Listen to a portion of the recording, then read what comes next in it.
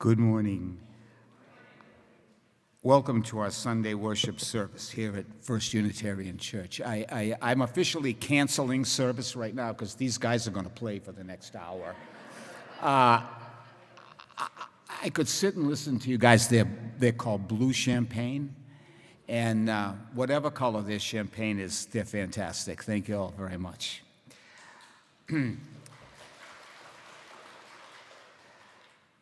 I am Ken Hannaford Riccardi, a member of our church, and I'm assisting at worship this morning with the entire lay worship team of our church, and with our Director of Music, Allegra Martin, our Assistant Director of Music, James Hopt, our Director of Faith Development, Samantha Nemeth, and our Assistant Director of Faith Development, Abigail Hannaford Riccardi. Additionally, we'd like to welcome our broadcast tech, Eugene Rossi, and our head usher, Karen Riley. Here at First Unitarian Church, we strive in loving fellowship to honor the sacred, connect with each other, and serve justice. We are a welcoming congregation. Whatever your age, race, class, or nationality, you are welcome here. Single people, families of all kinds are welcome here. LGBTQ folks are all welcome here. And those of all physical and mental abilities are also welcome here. The doors of our church are completely open to all, and we're delighted you are with us here today. If you're online, you can like this video to help others. Please subscribe to our channel to find out more of our content.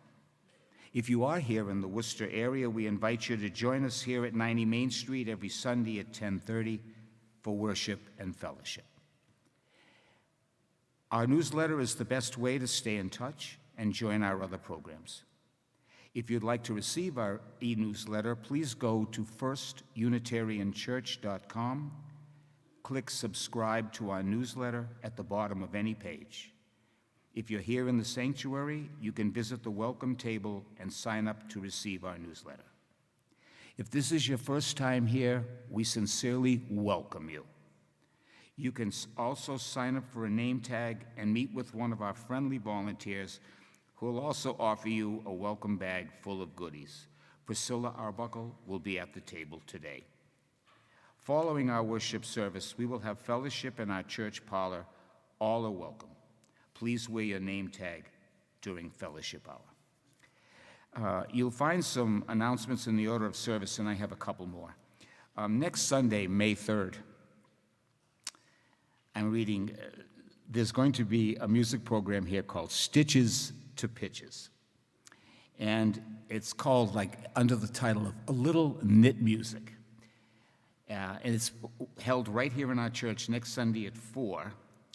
And the reason I'm smiling is you are encouraged not only to come and listen to the music, but to sit and knit in the sanctuary while you listen to the music. And I'm just mentally picturing 75 or 100 people out there knitting and stomping along. I think it's awesome. So it's free. It's open to anybody who'd like to come with knitting or without. Next Sunday, May 3rd, at 4 o'clock here at the church. This afternoon at noon, Dr. Cliff Browning is going to teach basic CPR and AED training in the chapel, again at 12 o'clock.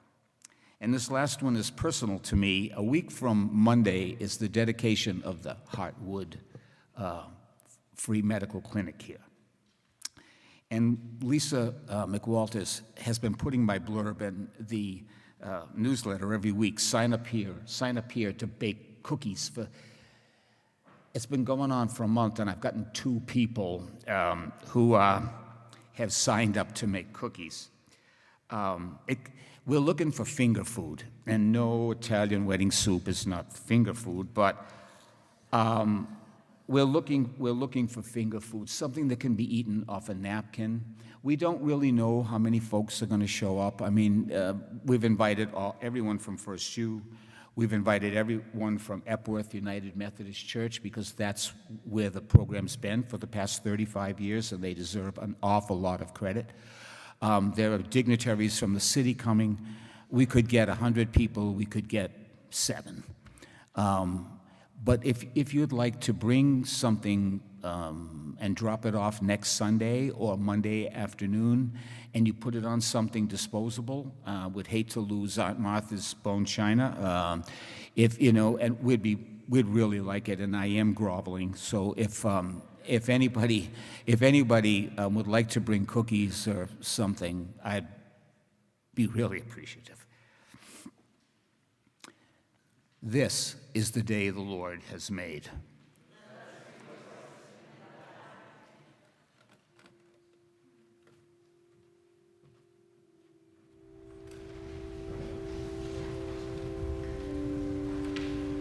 Our call to worship is taken from Rilke. Earth, isn't this what you want to arise within us, invisible? Isn't it your dream to be wholly invisible someday? O earth, invisible, what if no transformation is your urgent command? Earth, my dearest, I will. Oh, believe me, you no longer need your springtimes to win me over. One of them, even one, is already too much for my blood. Unspeakably, I have belonged to you. From the first, you are always right.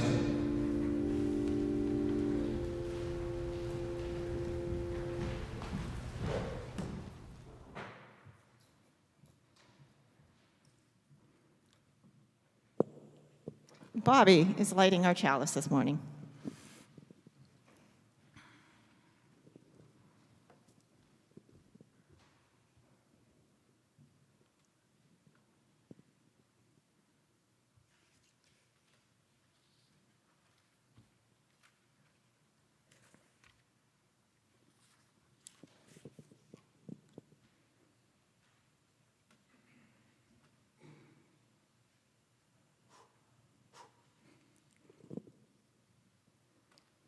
In the spirit of love, we light this chalice. Please rise in body or spirit to renew our covenant as printed in the order of service and on your screen. In the love of truth and in the spirit of Jesus, we unite and worship God and the service of all.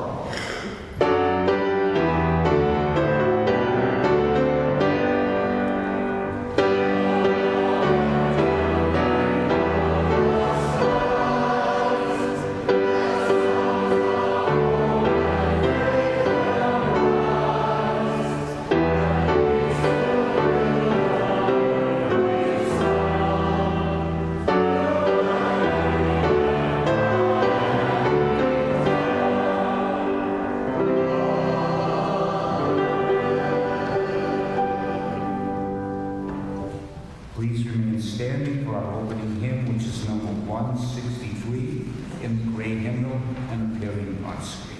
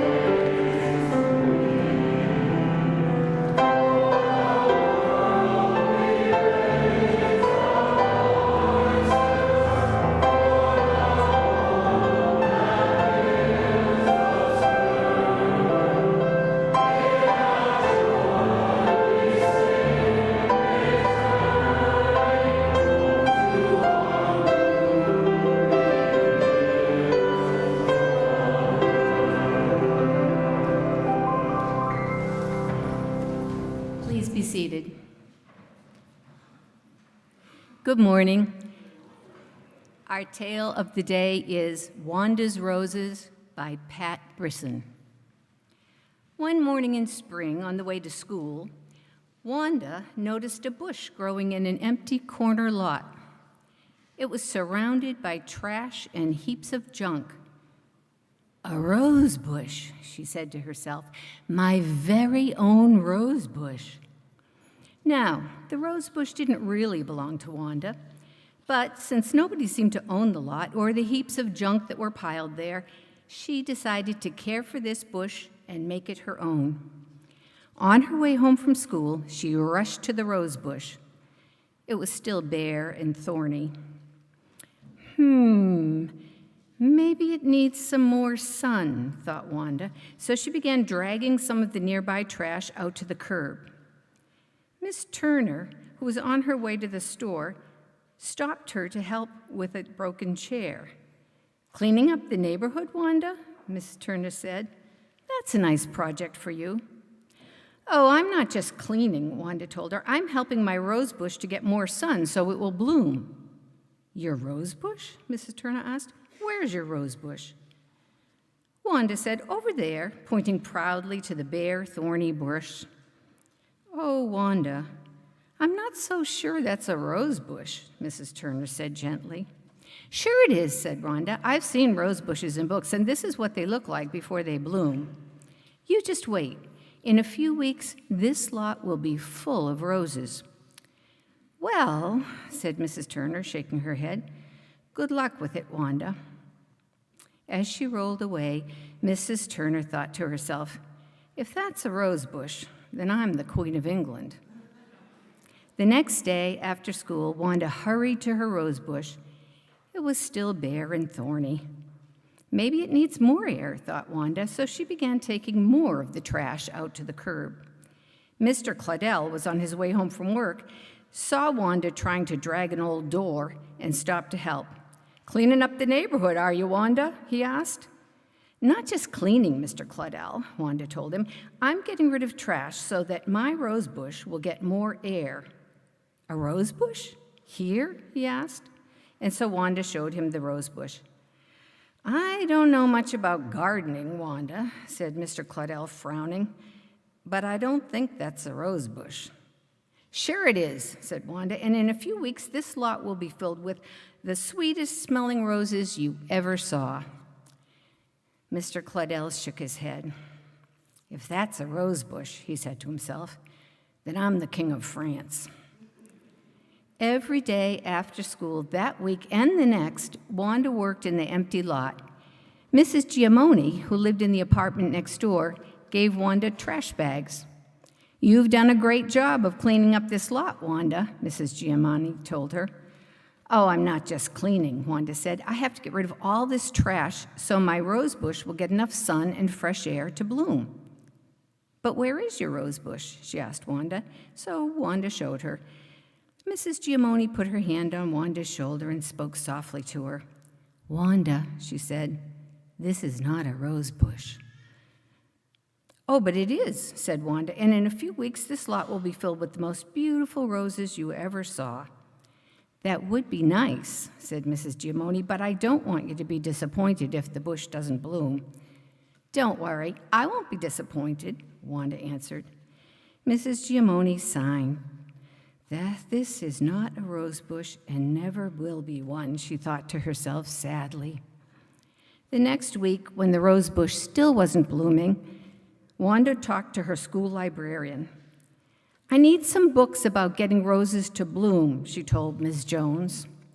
"Oh, do you have a rose bush, Wanda?" Miss Jones asked. "Yes, but it doesn't have flowers yet, and I know it has enough sun and fresh air." "Does it have enough water?" Mrs. Jones asked. "Water," Wanda said. "Of course, that will make it bloom." That afternoon, she hurried to the rose bush. It was still bare and thorny. Wanda went across the street to the butcher shop. "Mr. Sanchez, would you please give me some water for my rose bush?" "Rose bush? Is that what I see you taking care of and talking to every day out there? Are you sure that's a rose bush, Wanda?" Mr. Sanchez asked. "Oh, yes, I'm sure, but it can't bloom because it needs water." Mr. Sanchez gave her a bucket of water. "I hope that really is a rose bush, Wanda," he said, looking at her doubtfully. "You'll see," Wanda said. "In a few weeks, that whole lot will be full of roses." Every day, Wanda ran to her rose bush after school, but every day it was still bare and thorny. Then, one day in June, Wanda had an idea. Looking at the bare, thorny bush, she said, "If my rose bush won't give me roses to me, I'll just have to give roses to my rose bush." Then she saw Mrs. Turner, Mr. Claudel, Mrs. Giamoni, Ms. Jones, and Mr. Sanchez. She gave each of them an invitation that said, "Please come for tea and muffins in Wanda's rose garden Saturday morning at 9. "Oh dear," said Mrs. Turner. "Is she still expecting to get roses from that bush?" "Oh no," said Mr. Claudel, "and she's worked so hard too." "Oh my," said Mrs. Giamoni, "she'll be so disappointed." "Oh darn," said Mr.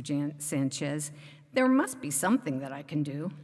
"Oh, good," said Mrs. Jones, who had only heard about the bush from Wanda and hadn't seen it for herself, "and I'll bring the muffins." The next morning at 9, everyone was surprised to see Wanda's rose bush covered with roses. Paper roses that Wanda had made herself and carefully tied to each bare, thorny branch. But more surprising yet, everyone who came to the party had brought along a rose bush to plant near Wanda's, except Ms. Jones, who had brought delicious blueberry muffins. After they had eaten their muffins and drunk their tea, they all got busy planting rose bushes. Mr. Claudel and Ms. Turner dug the holes. Mrs. Giamoni held the bushes in place, while Wanda and Ms. Jones filled in roots around the roots with soil, And Mr. Sanchez brought water from his shop and watered them all thoroughly. When the work was finished, Mr. Claudel said, "Wanda, this is going to be a rose garden fit for a king." "Or a queen," said Mrs. Turner. Wanda and the others smiled. And later that summer, the whole lot was filled with the biggest, most beautiful, sweetest smelling roses that anyone had ever seen, just as Wanda had always said it would be.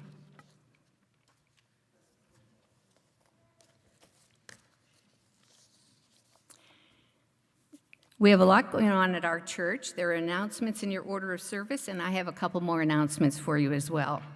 On Saturday, May 2nd, We Agora is having their Spring Fools event, from 12 to 4 at the church. On May 17th, we're participating in a Walk for the Homeless. Our youth groups are participating and asking you to walk with them and to give generously. First Unitarian has been one of the top fundraisers for this event, so please come out if you're able. May 31st, our Coming of Age service will be here in the sanctuary. Now it's time for our children to be released to their classes. The Soul Matters class is meeting in Unity Hall, and the Coming of Age kids are going into the chapel for credo writing.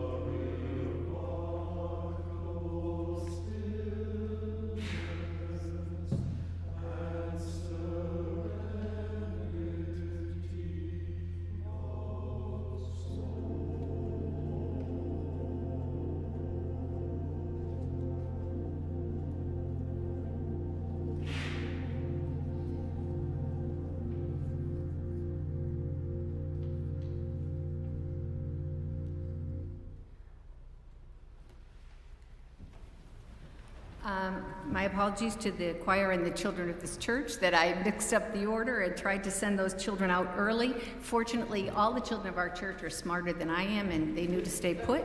So now we will send them out with their children's blessing.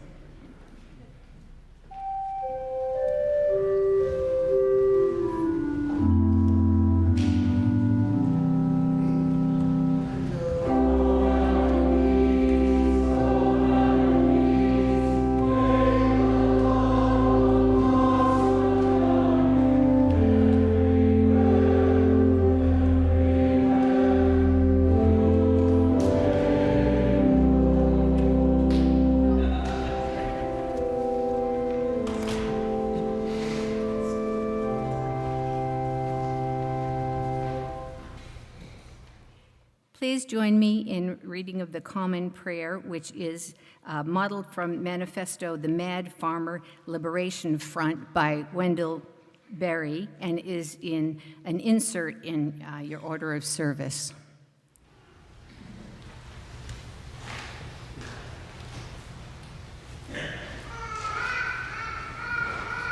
Spirit of life, we confess, we have loved the quick profit, the annual raise, vacation with pay.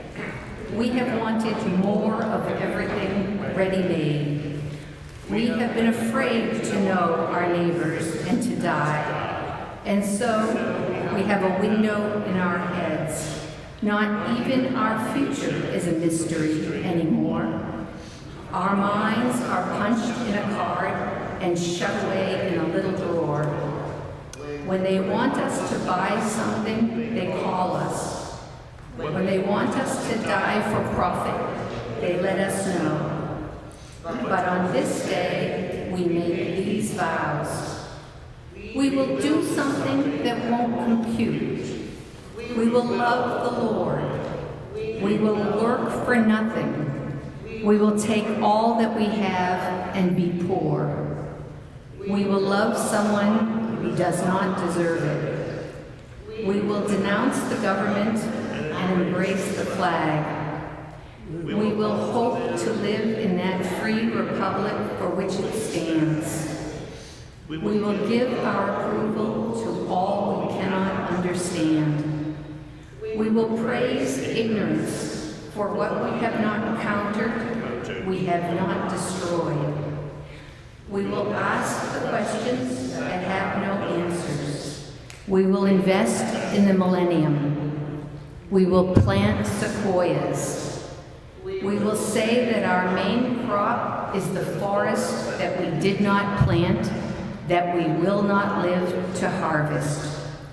We will say that the leaves are harvested when they have rotted into the mold. We will call that profit. We will prophesize such returns. Amen. In our sacred time together, we share the joys and sorrows of our church with one another.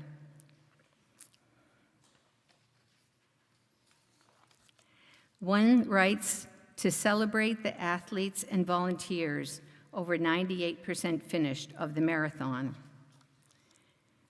One lights this candle for the staff and faculty of Anna Maria and Hampshire Colleges. Oh, Maggie.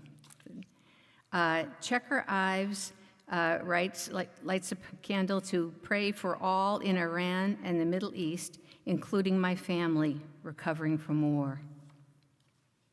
Jean writes, for my beloved Gina, that healing comes for a chronic condition that has come over her. I pray she is restored and will be with us again, be well again in mind, body, and spirit, and she will find peace. Ellen lights a candle that we must stop supporting war. We must control access to guns. Charlie Hopkins lights in prayer that the temptation in this country can get turned down. The temperature in this country can get turned down, my apologies. An eye for an eye makes the whole world blind. We know that there are joys and sorrows that have gone unspoken among us, and so we reach out to one another in compassion as we say together the prayer of Jesus. Our Father, who art in heaven, hallowed be thy name. Thy kingdom come, thy will be done, on earth as it is in heaven. Give us this day our daily bread, and forgive us our trespasses, as we forgive those who trespass against us. And lead us not into temptation, but deliver us from evil. For thine is the kingdom, and the power, and the glory, forever and ever. And would you join me now in a moment of silent meditation?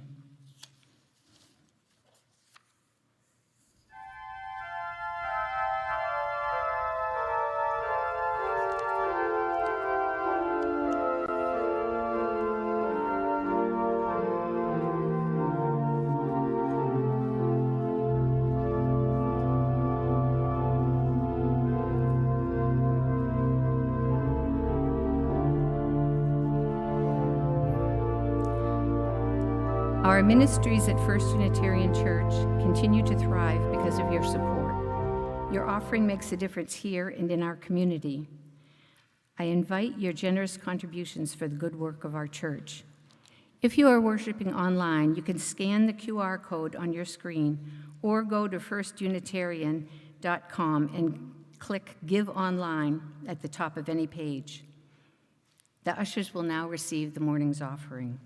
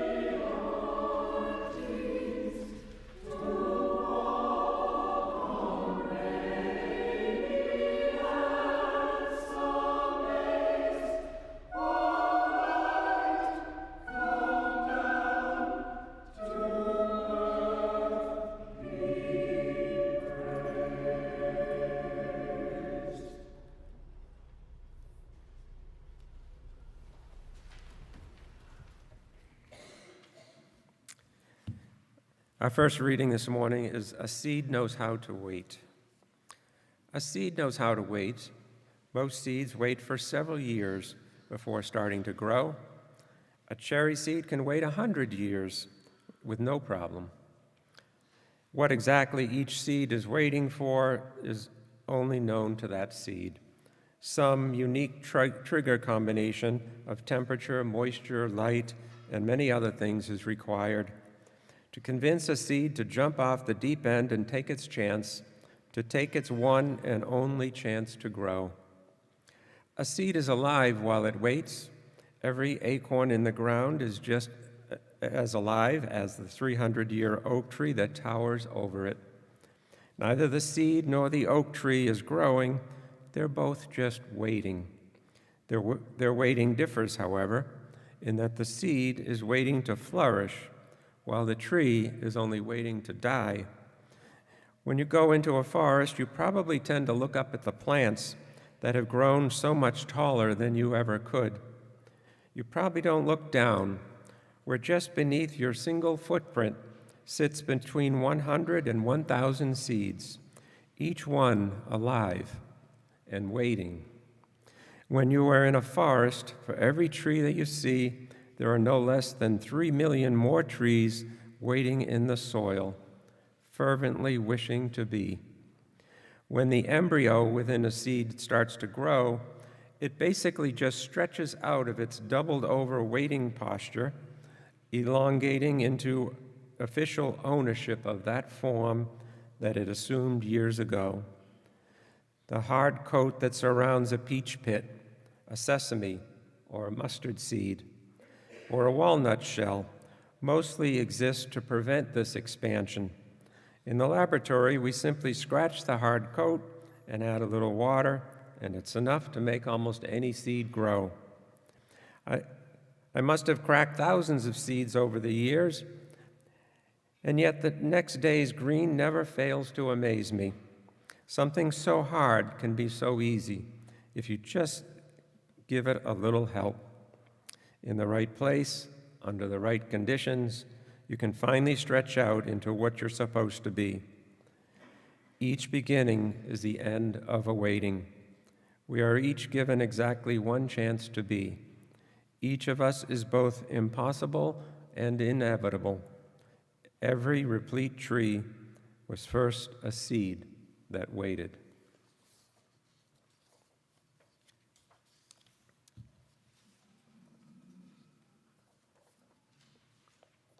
Seeds don't get to choose where they're planted. Sometimes they're carefully placed by a loving and skilled gardener. Sometimes they're carried by birds into random corners of forest and fields. And sometimes they go through a messy journey through the dung of animals. They don't have an opportunity to shop around for better soil or a spot of sun. They don't get to wait for perfect conditions. They don't say, I think I'll move over to here to a prettier corner of the earth. They grow where they are planted. They grow because countless small things happen in unison, roots spreading underground, unseen, soil being held in place, tiny bits of growth that on their own don't look like much at all, but together they create life. Every forest, every meadow, every thriving field is really a quiet collaboration. Countless small lives, each doing its own modest work, together making something none of them could make alone. And people, it turns out, are much the same. None of us are going to solve a major world issue alone. And I don't say that as a failure, I say it as a relief. Because the truth is, the big problems of the world have never been solved by one man or woman working alone. They've only ever been solved in pieces, in neighborhoods, in families, in church congregations, in small towns, in small, quiet acts that don't make the headlines. In his autobiography, Teddy Roosevelt quotes a friend. He calls it a bit of homely philosophy. He said this sums up one's duty in life. Do what you can with what you've got where you are. I like that line. partly because it's practical, it's calming. It relieves us of the burden of solving all of the world's problems alone. Do what you can with what you've got where you are. It's pretty clear that the world has no shortage of problems. Wars that grind on, neighbors who can't afford groceries and rent, a planet running a fever, the kind that make you think, well, I hope that somebody really capable is in charge. And somewhere in that thinking, there's often a quiet, nagging feeling, should I be doing more? Roosevelt line points us in that direction. Do what you can with what you've got where you are. Not where you wish you were, not where someone else is more qualified, not where the problems are biggest and most dramatic, but here, where you are. That's a smaller circle, and because it's a smaller circle, it's also more manageable. And more importantly, it's achievable.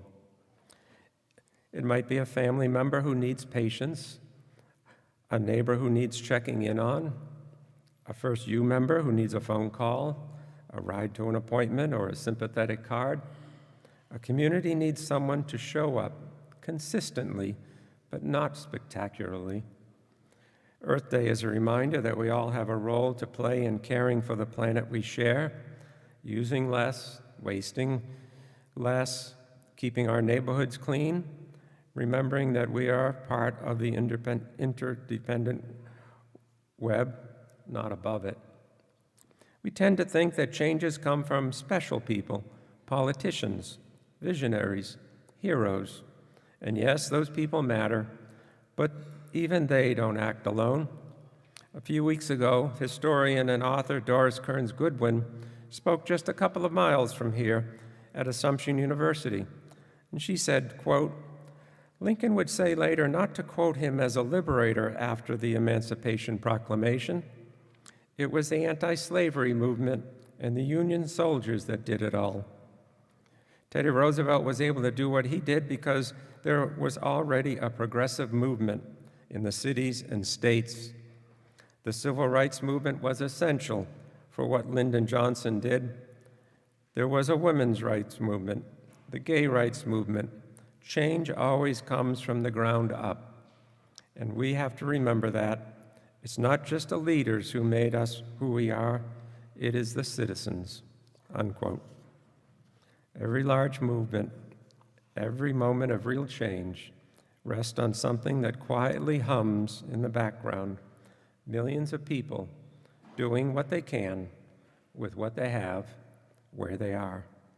Raising decent children, loving and caring for a spouse or partner, helping a neighbor, helping a stranger, conserving precious resources. We have a tendency to look to the top. We have a tendency to look to those at the top for salvation, but in a way, they are the least significant part of the garden of humanity. Their work, the real work, happens in communities across our nation. And this is where our faith comes in. As Unitarian Universalists, we don't wait for salvation to arrive from a spirit in the sky. We're not hoping for a paradise in another life. We build it in the world where we've been planted. Together, through covenant, through care, through love, through justice, equity, and compassion, through respect for the interdependent web of all existence, through showing up for one another and for our planet in ways that are small and often unnoticed, but never unimportant. There is an immense power in the small and simple acts that we each do each day. If our responsibility is to save the world, most of us would quietly step back, knowing that the burden would be impossible. I know that I would. But the task is to take care of this corner of the world, your family, your street, your neighborhood, your church, Worcester. That's something we can do. And here's the wondrous thing about our precious lives. When enough people do that, the world begins to change. We're not called to carry the whole weight of the world, but to carry our little patch of it, faithfully, to do what we can with what we have, where we are. This is not a small thing. It is the fundamental truth of how our garden grows.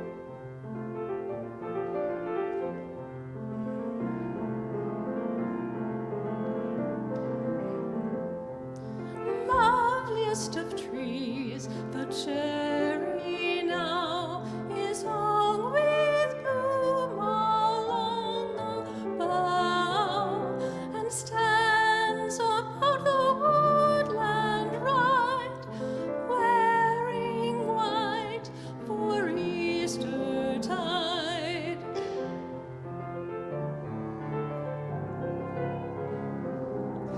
Now of my 80 years and 10, 20 will not come again, and take from 70 springs a score, it only leaves me 50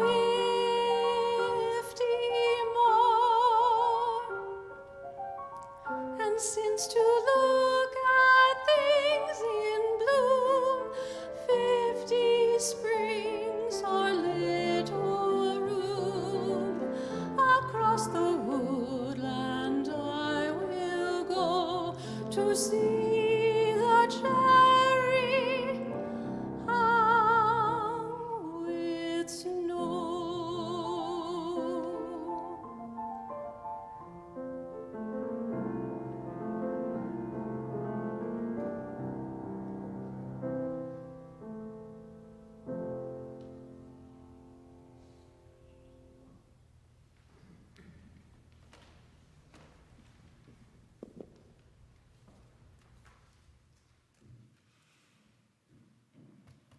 Our second reading this morning is Instructions on Not Giving Up by Ada Limon.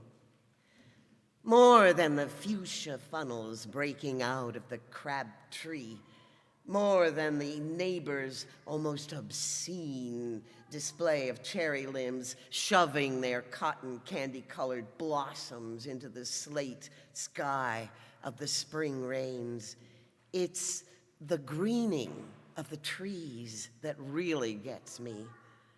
When all the shock of white and taffy, the world's baubles and trinkets, leave the pavement strewn with the confetti aftermath, the leaves come, patient, plodding, a green skin growing over whatever winter did to us.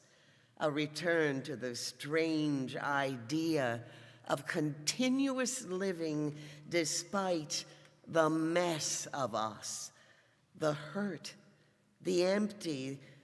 Fine then, I'll take it, this tree seems to say, a new slick leaf unfurling like a fist opening to a palm. I'll take it all.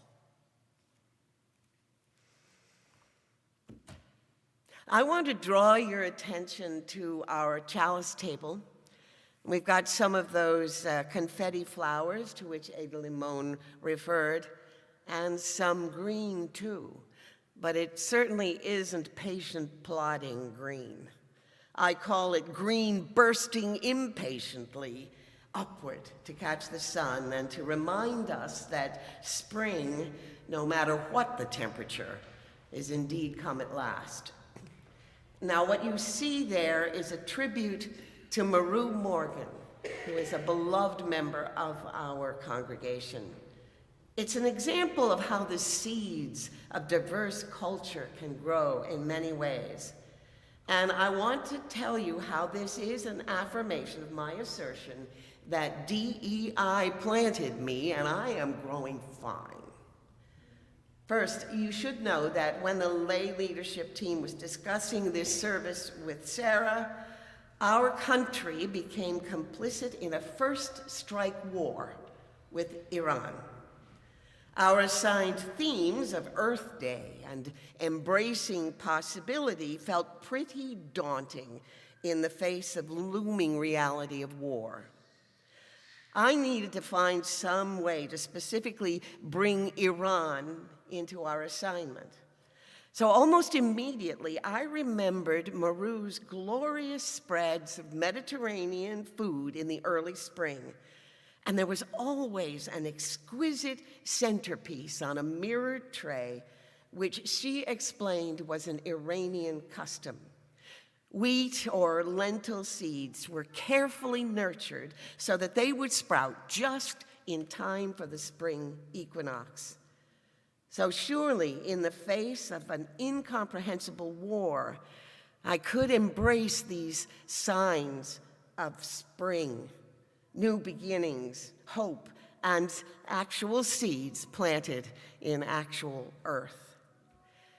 With reluctant thanks to AI-assisted searches, I learned that what I remembered from Maru was a sabte. It celebrates the renewal of nature.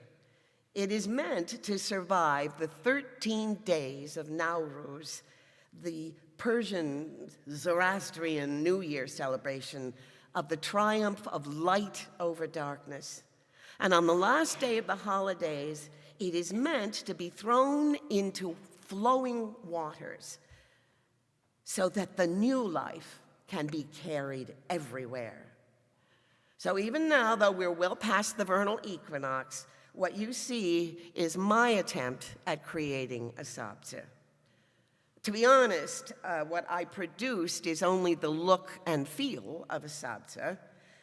What you actually see is wheatgrass for pets from Whole Foods, which was transplanted into a pretty container and then wrapped in a red ribbon.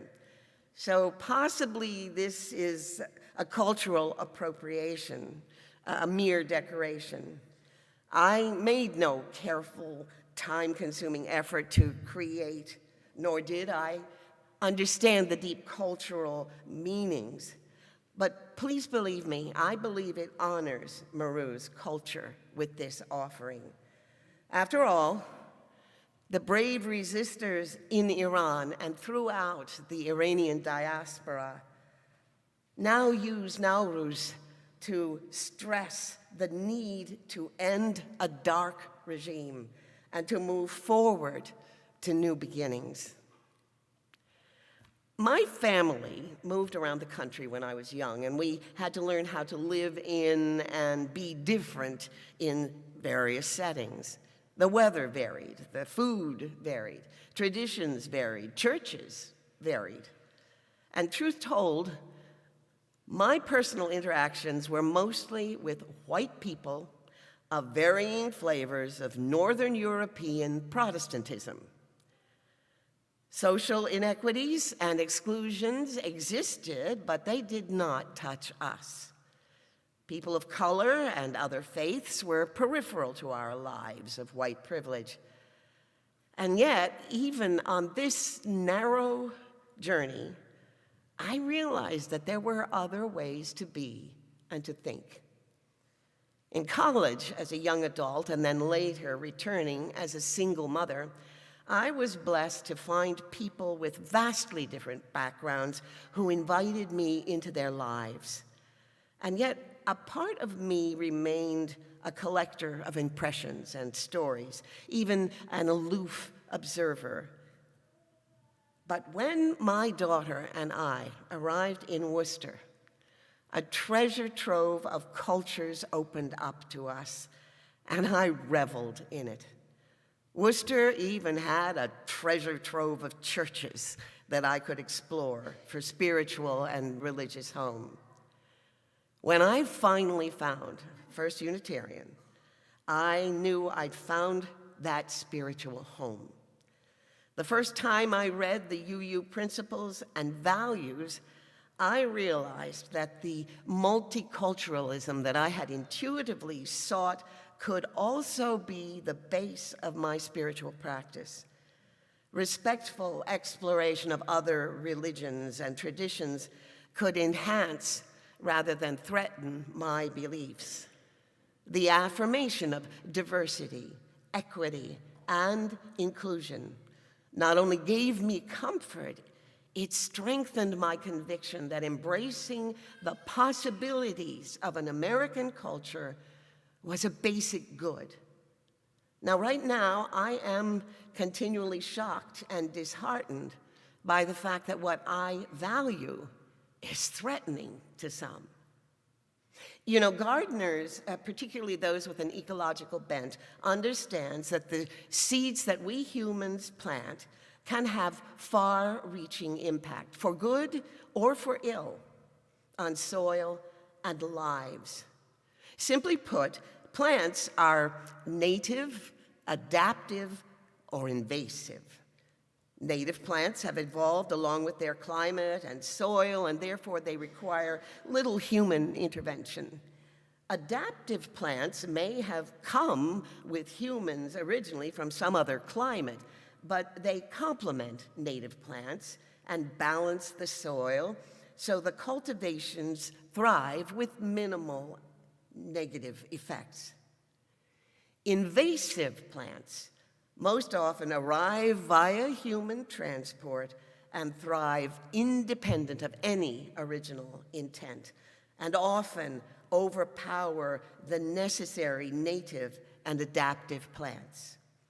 And when humans deliberately plant monocultures of any plant, the effects on soil and climate can be devastating. Well, cultures work that way too. Cultures and their attendant religious and spiritual practices can be native or aboriginal. They can also be imported but adaptive to each other to enhance the whole. Or they can be imported and deliberately invasive, staunchly claiming their precepts to be God-given. Our modern American culture can claim few remnants of those indigenous and native origins.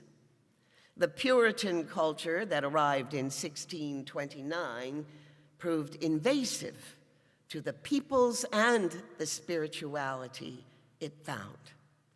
Their Christian language had shifted back in the 1500s from seeing Earth as a living organism to be respected and shared to an Earth as a commodity over which God had given them dominion. It was a machine to be used. It had gears, it had parts. It could be disassembled and studied, measured, and exploited.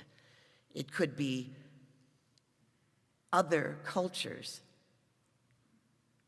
bringing their multiple diasporan beliefs arrived in America, and they were plumbed for those foods, traditions, and arts and beliefs that enhanced a vision of America that was entitled to domination.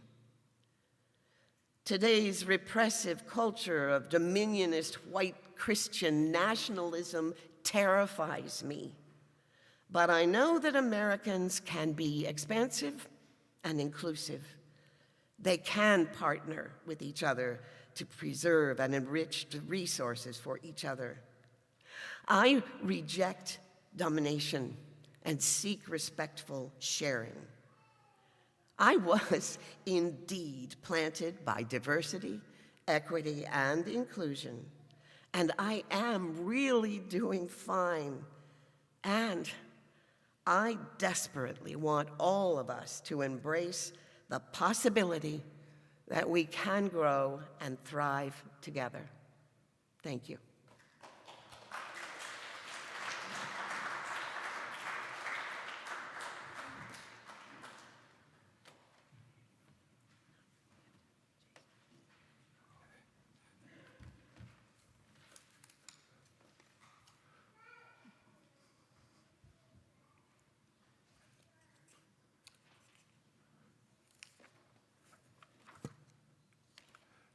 Our third reading today is the last poem that Wallace Stevens wrote called Of Mere Being. It is deceptively small and short.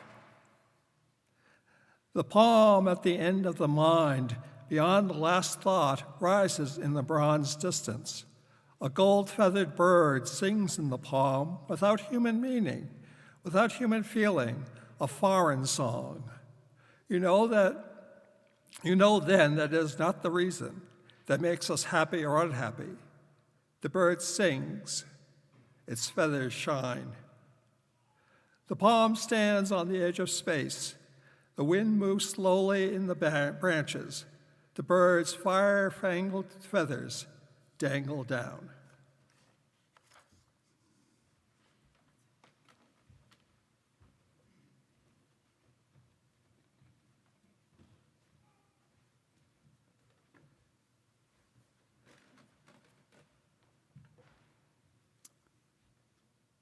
We've been talking about seeds.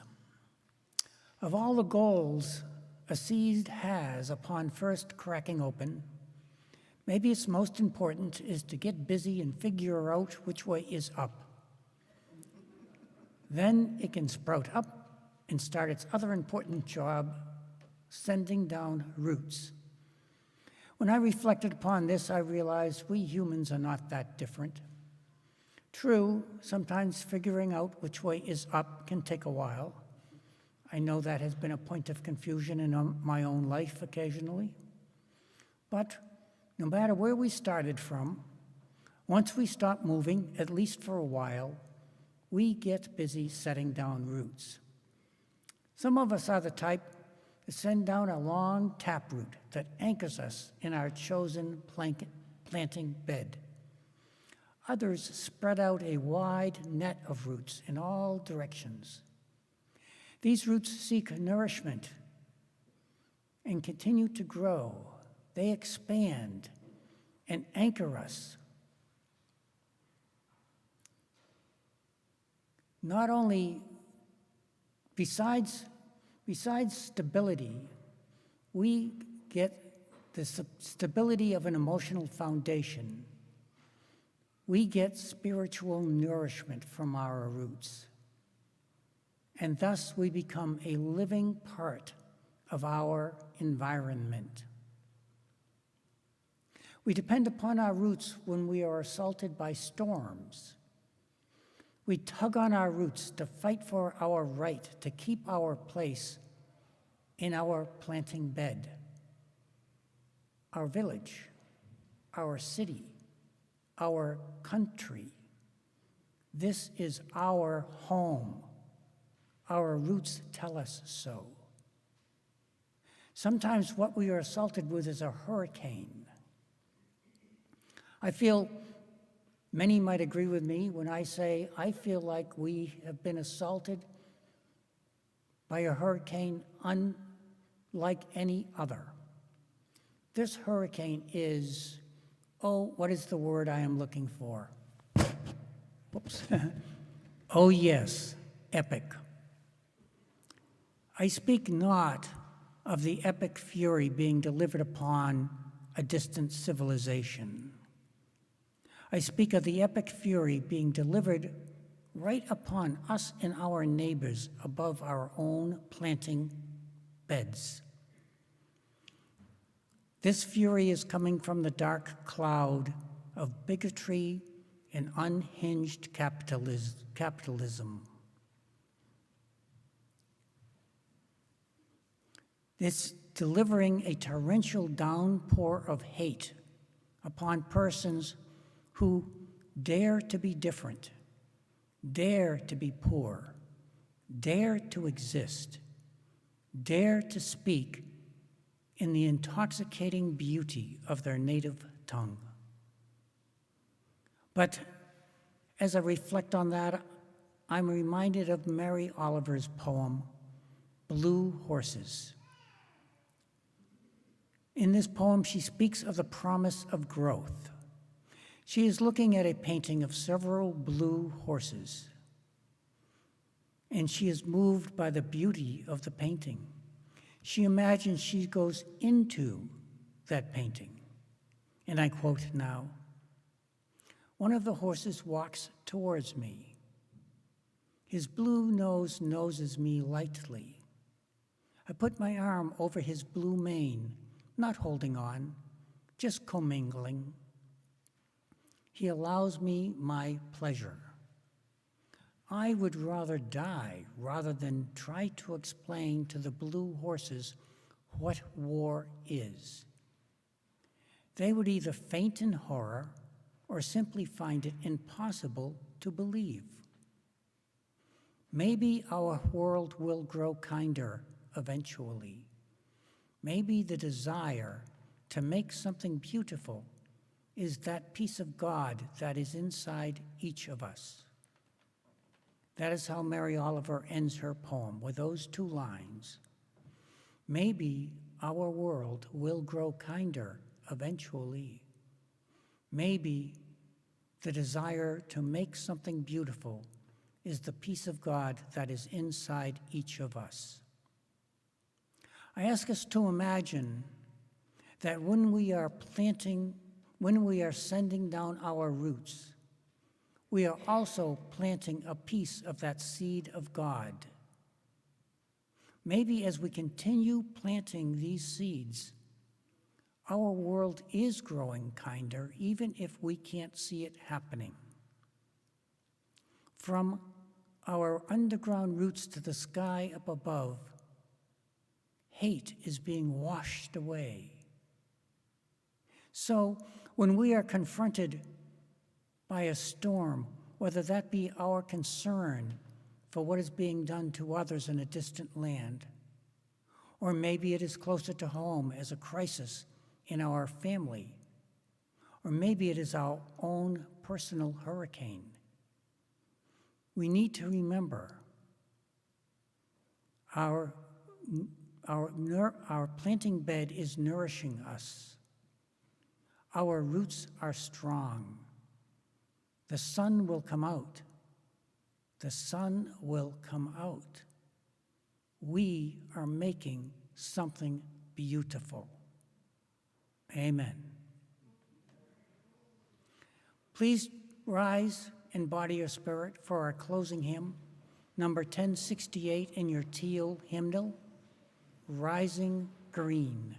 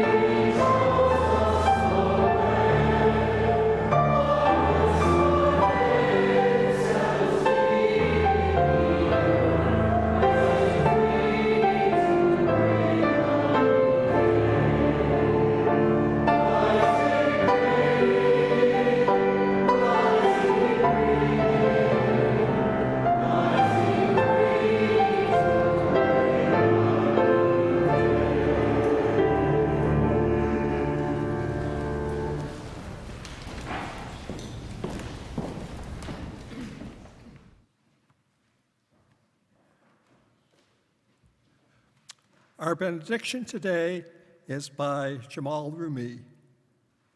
Keep walking, though there's no place to get to. Don't try to see through the distances. That's not for human beings. Move within, but don't move the way fear makes you move. Today, like every other day, we wake up empty and frightened. Don't open the door to the study and begin reading. Take down a musical instrument. Let the beauty we love be what we do. There are hundreds of ways to kneel and kiss the ground. Please be seated for our closing music.